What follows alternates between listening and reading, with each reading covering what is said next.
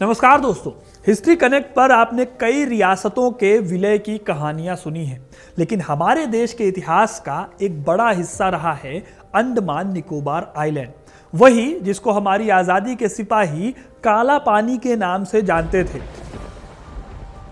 और जिसकी cellular jail में हमारे कई जाने माने क्रांतिकारियों ने अपना समय अंग्रेजों की यातना सहते हुए गुजारा था। इस आइलैंड को भी भारत में मिलाने के लिए बहुत जद्दोजहद करनी पड़ी थी। आपको मैं पहले भी बता चुका हूं वो कहानी कि कैसे एक और आइलैंड लक्षद्वीप को भी भारत में मिलाने के लिए भारत को काम करना पड़ा था और कैसे इंडियन आर्मी ने पाकिस्तान से कुछ घंटों पहले पहुंचकर लक्षद्वीप को अपने कब्जे में कर लिया था। लेकिन इस तरह का आसान सलूशन अंडमान के मामले में नहीं था। भारत को अंडमान को अपने देश में मिलाने के लिए काफी जद्दोजहद करनी पड़ी थी। इसके पीछे की वजह वही थी जो जोधपुर, भोपाल, हैदराबाद और जूनागढ़ के विलय में आई थी। ये वजह थी जिन्ना।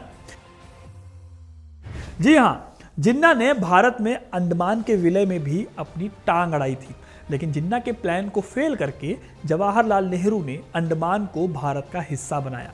आज की कहानी में मैं आपको बताऊंगा अंडमान का पूरा इतिहास, साथ ही बताऊंगा कि अंडमान को मिलाने में क्या दिक्कतें थी और जिन्ना की 3 शर्तें क्या थीं जो भारत के लिए प्रॉब्लम थी। तो वीडियो को इन तक जरूर देखिएगा, क्योंकि अपना इतिहास नहीं जानोगे दोस्तों तो खुद को कैसे पहचानोगे।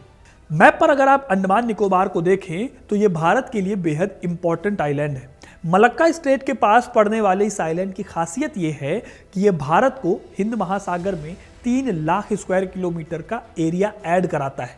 माना जाता है कि इस एरिया में समुद्र के नीचे बड़े पैमाने पर हाइड्रोकार्बन और मिनरल्स का भंडार है। यही नहीं, अंडमान निकोबार का एरिया ईस्ट से होने वाले किसी भी तरह के हमले को झेलने के लिए एक नेवी के बेस की तरह काम भी कर सकता है और इस बात के सबूत हमें इतिहास में भी मिलते हैं। इसलिए अंडमान का महत्व हमारे लिए, हमारे देश के लिए बहुत ज़्यादा है। इसलिए ही इसको भारत में मिलाना बहुत ज़्यादा ज़रूरी था। इसके साथ ही ऐतिहासिक रूप से भी अंडमान भारत से जुड़ा हुआ था। इतिहास के पन्नों को पलटेंगे तो पता चलेगा आपको कि चोल महाराजा राजेंद्र चोल द्वितीय ने अंडमान निकोबार को अपनी सेना के बेस की तरह इस्तेमाल किया था। तब अंडमान को मां नक्कावरम के नाम से जाना जाता था। फिर इसके बाद मराठा सेनापति कान्होजी आंग्रे ने भी इसे अपने नेवल बेस के लिए इस्तेमाल किया था। 18वीं सदी में इस ओर यूरोपियन कंपनियों का भी ध्यान गया और फिर 1755 आते आते यूरोपियन कंपनीज ने भी अंडमान आना शुरू कर दिया था। दिसंबर 1755 में डेनिश ईस्ट इंडिया कंपनी सबसे पहले यहां पर रहने के लिए आई, लेकिन उनके लिए यहां रहना मुश्किल था। इस दौरान कई बार इस आइलैंड को छोड़ना पड़ा क्योंकि यहां पर बड़ी जल्दी मलेरिया फैल जाता था। लेकिन फिर 1858 में यहां अंग्रेजों ने अपनी बस्तियां बसानी शुरू की और इस दौरान अंडमान और निकोबार को उन्होंने अपनी कॉलोनी बना लिया। अंग्रेजों ने आगे चलकर यहां पर बनाई सेलुलर जेल, जो बदनाम थी काला पानी नाम की सजा के लिए। दरअसल देश के क्रांतिकारियों और अंग्रेजों के विरोधियों को यहां पर अंग्रेज सजा के तौर पर भेजते थे और उनके साथ बहुत बुरा बर्ताव किया जाता था। 1858 से लेकर 1943 तक ये सिलसिला अंडमान में चलता रहा। उसके बाद जब देश आज़ादी के बिल्कुल करीब पहुंचा तो इस आइलैंड पर अपना कब्जा कर लिया जापान ने सेकेंड वर्ल्ड वॉर के टाइम पर। फिर जापान की बदौलत नेताजी सुभाष चंद्र बोस ने यहाँ पर भारत की निर्वासित सरकार बनाई। यहीं पर उन्होंने तिरंगा फहराया था। लेकिन फिर जापान दूसरा विश्व युद्ध हार गया और अंडमान फिर से 1945 में अंग्रेजों के कब्जे में आ गया और बंटवारे तक अंग्रेजों के कब्जे में ही रहा। दोस्तों, आज़ादी के वक्त जब भारत और पाकिस्तान के बीच में रियासतों का बंटवारा हो रहा था, तब अंडमान निकोबार पर भी सवाल उठा कि ये किसके पास जाएगा। हालांकि अंग्रेज अंडमान को लेकर लालच में आ गए। वो चाहते थे कि आइलैंड उनके पास ही रहे, क्योंकि यहां से न्यूजीलैंड और ऑस्ट्रेलिया की कॉलोनी को डायरेक्ट सपोर्ट मिलता था। इसलिए अंग्रेज इसे अपने हाथ से जाने नहीं देना चाहते थे। मगर बंटवारे का फैसला करने वाली इंडिया इंडिपेंडेंस कमेटी में माउंटबेटन का कहना था कि अंडमान निकोबार के लिए बीच का रास्ता निकालना चाहिए। अभी तक जिन्ना को इस बारे में कोई भनक नहीं लगी थी, लेकिन तभी एक गड़बड़ी हो गई। हुआ यह कि माउंटबेटन ने प्रस्ताव दिया कि अंडमान निकोबार को भारत और ब्रिटेन मिलकर चलाएं, लेकिन यह प्रस्ताव मीडिया में लीक हो गया और खबर छपी कि अंडमान निकोबार ब्रिटेन को दिए जाने वाले हैं। माउंटबेटन को पता था कि इस खबर से भारत में विद्रोह हो सकता है, इसलिए फैसला लिया गया कि अंडमान के लिए एक अलग कमिश्नर अपॉइंट किया जाए जो सीधे सीधे गवर्नर जनरल के अंडर काम करेगा, तब तक जब तक अंडमान निकोबार की सिचुएशन साफ नहीं हो जाती।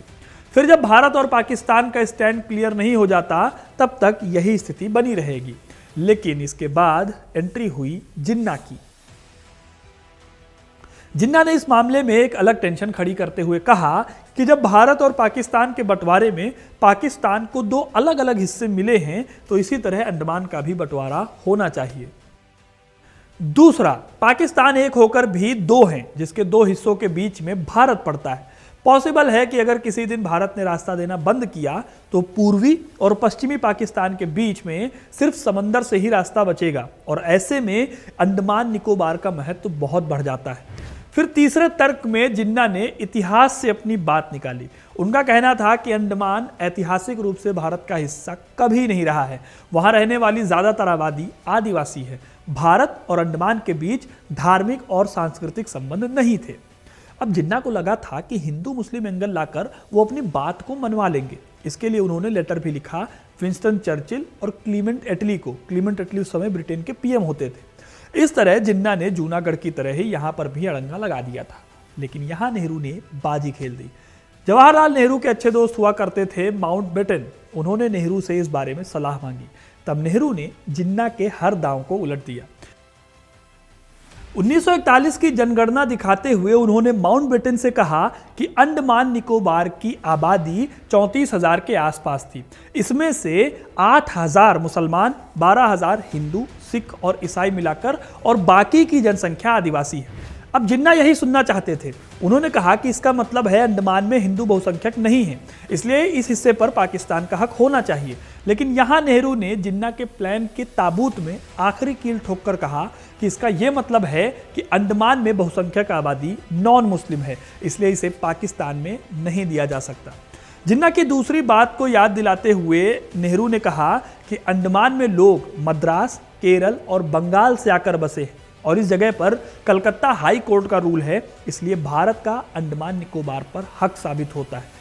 फिर नेहरू ने तीसरी बात को साबित करते हुए मैप दिखाकर साबित किया कि कैसे कराची से चिटगांव के रास्ते में अंडमान या निकोबार जाने की जरूरत नहीं पड़ेगी। इन तर्कों के आगे जिन्ना हाथ मलते रह गए और आखिर में भारत को मिल गया अंडमान और निकोबार। लेकिन दोस्तों, नेहरू ने एक और बड़ा काम किया। उस समय ब्रिटेन के पीएम इटली को लगा था कि आगे चलकर शायद नेहरू ब्रिटेन को अंडमान में रुकने की इजाजत देंगे, लेकिन नेहरू ने ऐसा नहीं किया। उन्होंने ब्रिटेन के साथ किसी भी तरह से समझौते से इनकार कर दिया और अंडमान पूरी तरह से भारत का हो गया। अब आपको क्या लगता है, क्या नेहरू ने अगर सही टाइम पर अंग्रेजों और जिन्ना से अंडमान निकोबार के लिए जरूरी जानकारियां और अपना लॉजिक नहीं पेश किया होता तो क्या आज ये आइलैंड भारत का हिस्सा हो पाता? अपनी राय हमें कमेंट सेक्शन में जरूर बताइएगा। वीडियो को लाइक और शेयर करना ना भूलें और ऐसी इंटरेस्टिंग कहानियों के लिए, इतिहास से जुड़े रहने के लिए हिस्ट्री कनेक्ट को सब्सक्राइब जरूर करें। धन्यवाद।